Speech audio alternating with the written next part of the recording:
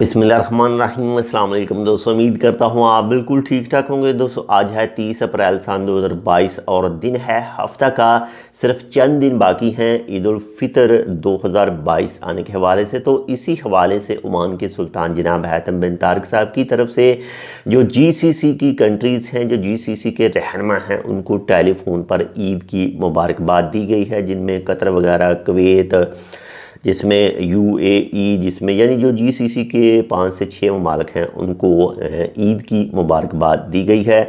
और आप तमाम दोस्तों को भी हमारी तरफ से एडवांस में ईद उल फितर 2022 मुबारक हो। तो इसके साथ ही एक दूसरी न्यूज़ के दफार गवर्नरेट में, यानी जो सलाला का इलाका है, वहाँ पर रॉयल ओमान पुलिस ने एक शहरी को गिरफ़्तार किया है। और उसको गिरफ़्तार कर इसलिए किया है कि उसके ऊपर एक खारजी को कत्ल करने का इल्ज़ाम है, तो इसी वजह से उसको गिरफ़्तार किया गया है। और जो मुकदमा है इस वक्त ज़ेर समात है। बाकी जो भी कोई फ़ैसला आता है तो उसके हवाले से अगर कोई तफसील आती है तो वो भी आपके साथ शेयर करेंगे।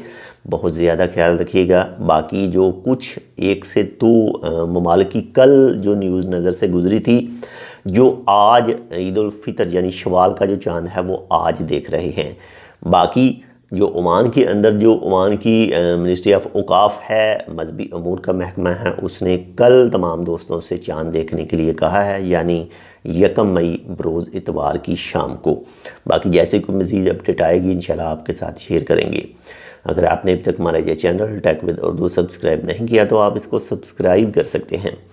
मिलते हैं इंशाल्लाह आपसे दूसरी अपडेट के साथ, तब तक के लिए अल्लाह हाफ़िज़।